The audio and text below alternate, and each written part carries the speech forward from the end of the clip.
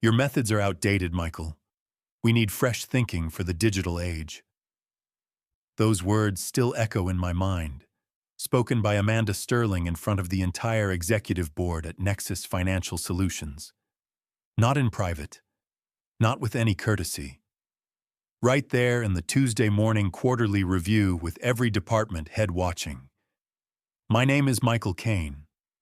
I'm 36 years old, and up until that moment, I had been the head of client relations at Nexus for 9 years. 9 years of building something extraordinary from nothing. I closed my portfolio, stood up slowly, and said simply, "Understood." Amanda had been our new CEO for exactly 6 weeks. Brought in by the board after our previous CEO retired, she was supposed to modernize our approach and increase our market share. She wore power suits that cost more than most people's monthly salary, threw around buzzwords like digital transformation and agile methodology, and had never once sat in on an actual client meeting. I packed my office in complete silence, 43 minutes to be exact. One box for personal items, another for the client files I'd meticulously built over nearly a decade. Contact preferences, family details, business challenges, investment goals, the invisible threads that held our most valuable relationships together. "Michael, this isn't personal," Amanda said, appearing in my doorway as I sealed the second box. Her voice was softer now that the cameras were off. "We just need someone who can leverage modern CRM systems more effectively." I kept packing without looking up. "Schwatkins. The client retention numbers speak for themselves," I replied. "Numbers aren't everything in today's marketplace. It's about scalability and automation." I didn't bother explaining that those numbers, 97.3% client retention rate, 45 million in managed assets grown from $18 million when I started, came from something that couldn't be automated.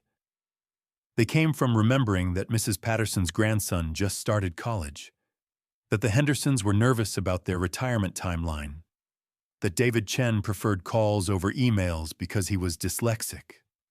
Amanda wouldn't understand that my outdated methods were what kept clients loyal during the 2020 market crash, when other firms were hemorrhaging accounts. That my inefficient personal approach was why we had a waiting list of potential clients, while our competitors were slashing fees to attract business. I shook hands with my team on the way out. Good people who deserved better than what was coming. As I walked through the lobby for the last time, I noticed something interesting.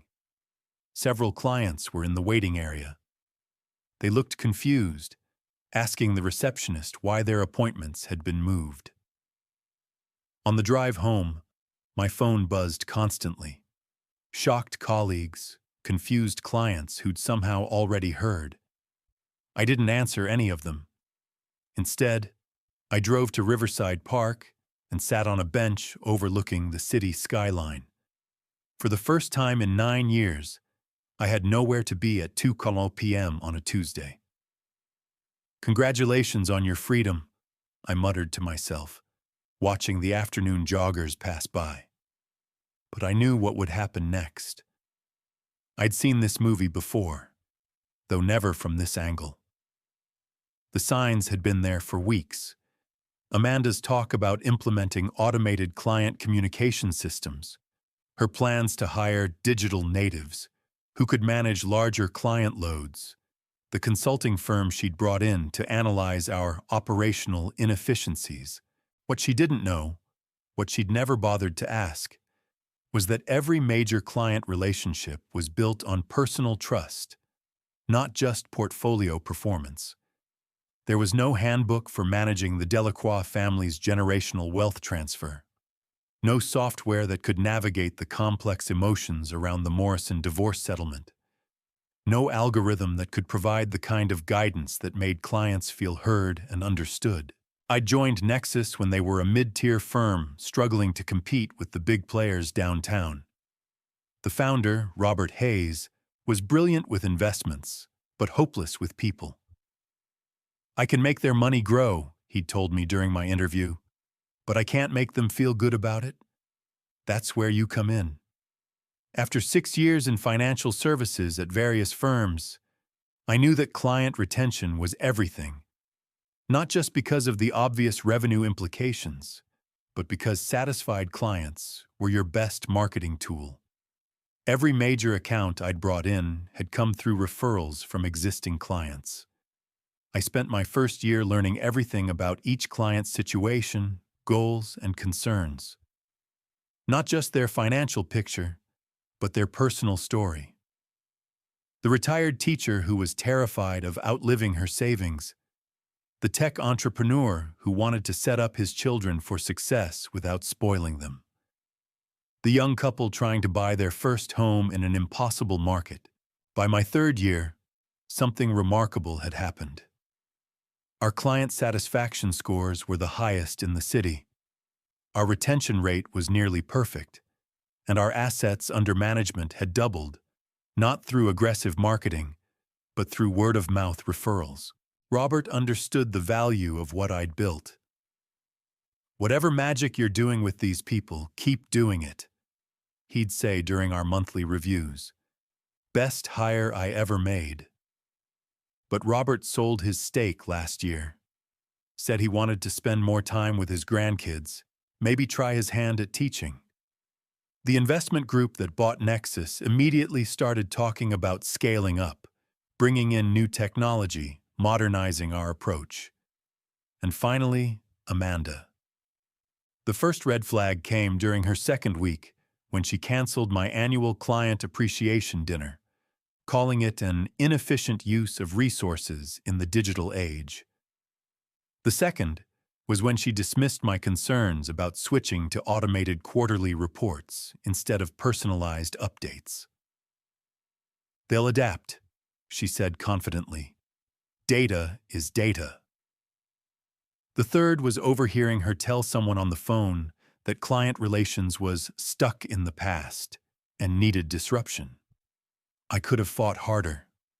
Could have explained that our success was built on the very personal approach she was trying to eliminate. But I recognized the pattern from my previous jobs. New leadership always wants to make their mark by changing what already works. So I started making copies of my client notes, backing up my contact information, preparing for what felt inevitable. When it came, the only surprise was how public she'd made it.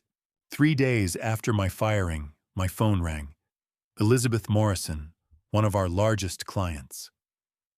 "Heard what happened," she said without preamble. "Absolute insanity. I appreciate your concern, Mrs. Morrison, but I'm sure Amanda has everything well in hand." "That's not what I'm calling about, Michael. How quickly can you be licensed independently?" I paused. "That's not really something I can discuss right now." "Well, when you can discuss it, call me. David Chen already reached out to me. We're forming a little group of refugees, if you know what I mean." She hung up before I could respond. That afternoon, I received a call from Marcus Webb, my former colleague at Sterling & Associates. He'd left 2 years ago to start his own boutique firm. "Grab dinner tonight?" he asked. "My treat. And don't tell me you're busy. I know you're not." We met at a steakhouse downtown. Marcus was one of those guys who'd thrived in the new economy, young enough to embrace technology, experienced enough to know that relationships still mattered. "So, what's the plan?" he asked after we ordered. "Still figuring that out." Marcus nodded. "Heard from any of your old clients?" I hesitated. "A few have reached out." "I bet they have. Look, Michael, I'm going to be straight with you. We've been looking to expand our client services division. Someone with your track record, your relationships. We could make that work." He leaned forward. "But more interesting than that, there's something you should know about what's happening at Nexus." I raised an eyebrow. Amanda's already making waves. Announced yesterday, that all client communications will be moving to their new automated platform. Quarterly reports will be AI-generated based on performance metrics. Personal meetings will be limited to accounts over 2 million. That's a mistake, I said quietly. You think? 3 clients called me yesterday asking about making a switch. Word is spreading fast. As we finished dinner, my phone buzzed with a text from Robert Hayes. Just heard. Call me when you get a chance. This is insane. Driving home, I felt something crystallize in my mind. Not anger. I was past that. Something colder, more methodical. Amanda had made a critical miscalculation. She'd assumed that client loyalty was transferable, that relationships could be managed through software and form letters, that people would stick with Nexus out of inertia or convenience. She didn't understand that I'd structured every client relationship around personal accountability. My cell phone was their emergency contact. My personal email was in their files. I was the one they called when markets got volatile or life got complicated. It wasn't sabotage. It was just how I'd always operated. That evening, I received my first email from Nexus since the firing. Not from Amanda, but from the new client relations coordinator, some kid fresh out of college. Urgent. Need contact preferences for the Henderson account. Client says they only work with Michael Kane. I didn't reply. Instead, I called Robert back, then Marcus, then a compliance attorney about the licensing requirements for independent practice. By Friday, I had a clearer picture of my options. 2 weeks after my termination, I opened Kane Financial Advisory as an independent firm, partnering with Marcus's company for back-end support and compliance. Small office, minimal overhead, maximum flexibility. Elizabeth Morrison was my first official client. The Hendersons followed the next day. By the end of the first week, I'd signed 12 accounts representing $28 million in assets. My personal phone rang constantly during those early days. Amanda's name kept appearing on the screen. I never answered. Her voicemails started polite but grew increasingly desperate. Michael, hope you're settling in well. We're having some transition challenges. Would love to discuss a consulting arrangement. Then, Michael, we really need to talk. Several clients are asking specifically for you. Finally, Michael, this is getting out of hand. Please call me back. I never did. Instead, I focused on building something better. Kane Financial wasn't just about managing money. It was about providing the kind of personalized service that was disappearing from the industry. Every client got my direct attention, customized strategies, and the peace of mind that comes from working with someone who actually knows their name. Meanwhile, through the industry grapevine, I heard about Nexus's struggles, not because I was seeking information, but because bad news travels fast in our business. Amanda had pushed forward with her automation strategy, generic quarterly reports, automated investment adjustments, a customer service line that routed clients through 3 different departments before reaching a human. The results were predictable. 6 weeks after my departure, Marcus forwarded me an industry newsletter. Nexus Financial had lost 23% of their client base in a single quarter. Their assets under management had dropped by 31 million. The board was conducting a review of recent strategic decisions. I felt no satisfaction in reading it, just a quiet confirmation that some things can't be automated, digitized, or scaled without losing their essential value. 3 months in, my phone rang with an unknown number. Michael Kane? The voice was unfamiliar. Speaking. This is Janet Pierce from Pinnacle Wealth Management. We've been watching your work since you went independent. Impressive client acquisition in a tough market. Pinnacle was one of the biggest firms in the region. the kind of place that had tried to recruit me multiple times over the years. I appreciate that, but I'm quite happy with my current arrangement. I'm sure you are. But here's what might interest you. We're looking to acquire a smaller firm, someone with established client relationships and a proven track record. Your name keeps coming up in our discussions. I leaned back in my chair. Acquire how? Full partnership. You'd maintain complete autonomy over your client relationships, but with the backing and resources of a larger organization. Equity stake, profit sharing, the works. It was tempting. Very tempting. Can I think about it? Of course. But Michael, we're not the only ones who've noticed what you've built. I'd decide quickly if I were you. That evening, I received an unexpected call from Robert Hayes. "How's the independent life treating you?" he asked. "No complaints, different challenges, but good ones." Robert paused. "Got time for lunch tomorrow? Something I want to run by you." We met at our old spot, a quiet cafe near the financial district. Robert looked relaxed in a way I'd never seen during his CEO days. "Retirement suits you," I told him. "It does, but I've been thinking about the business, about what Amanda's doing to everything we built." I stayed quiet, letting him talk.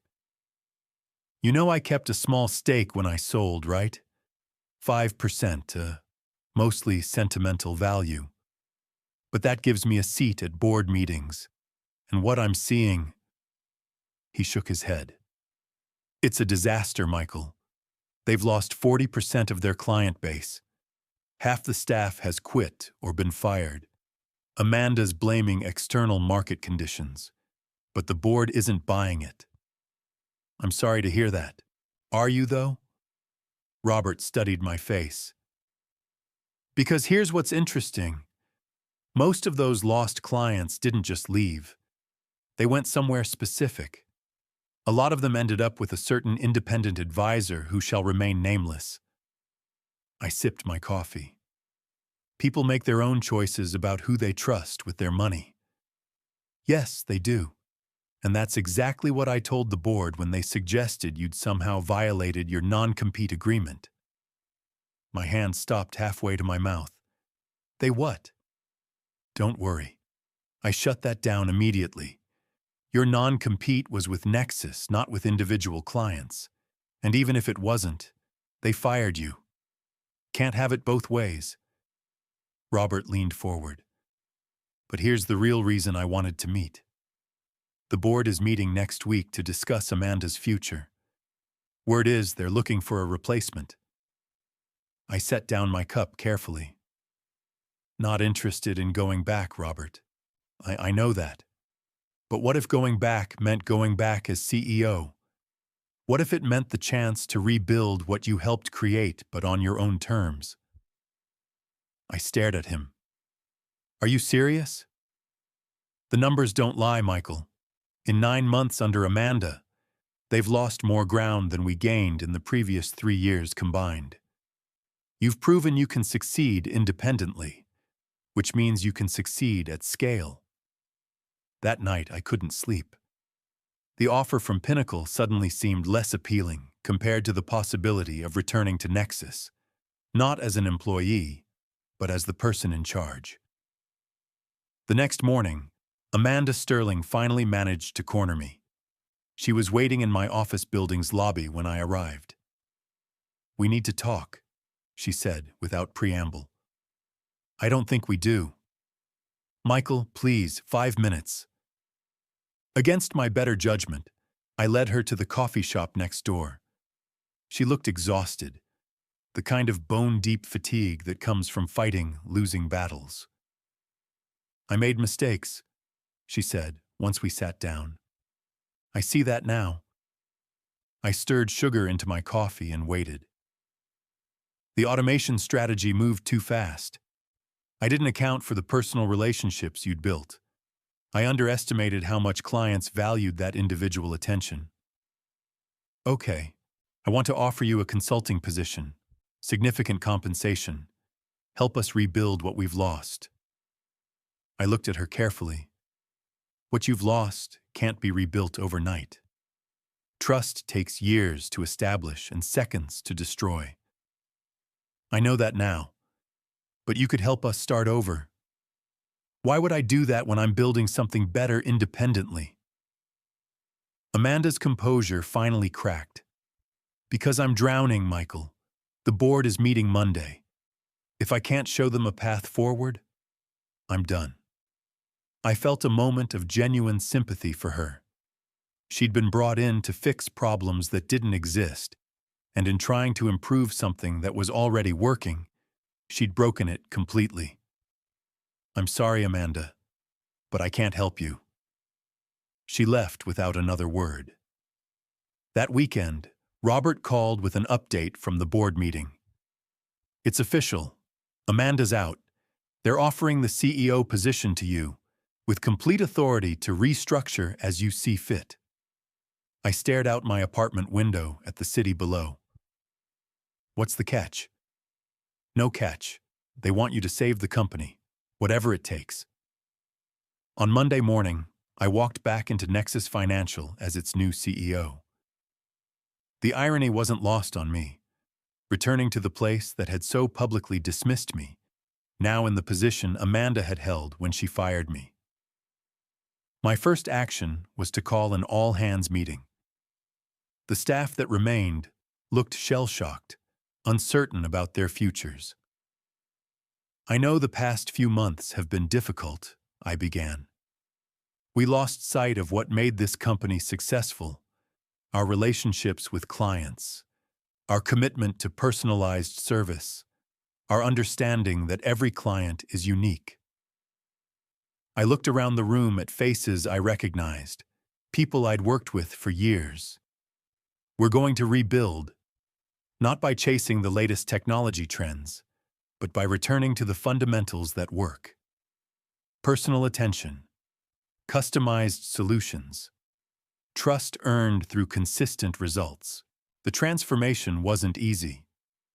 We had to win back lost clients one conversation at a time. We had to rebuild systems that balanced efficiency with personalization.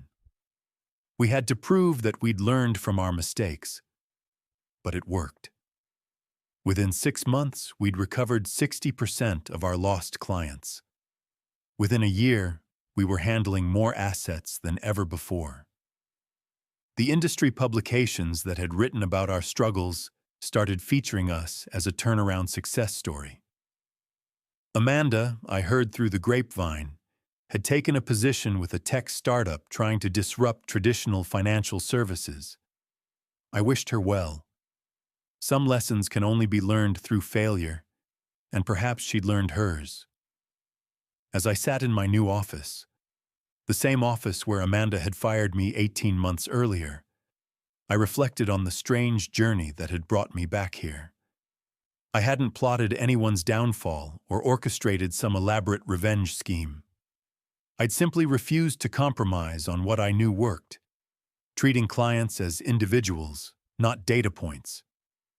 Building relationships, not just portfolios.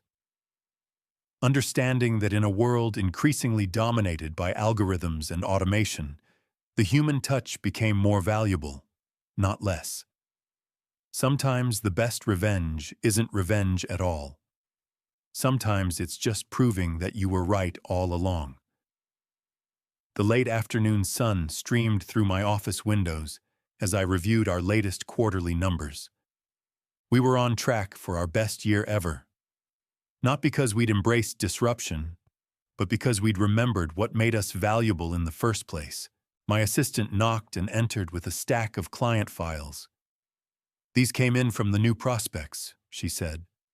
All referrals from existing clients. I smiled as I opened the first folder. Mrs. Patterson's daughter-in-law, looking for help with her investment strategy. A note from Mrs. Patterson. She needs someone who actually cares, someone like Michael. That was worth more than any algorithm could ever calculate.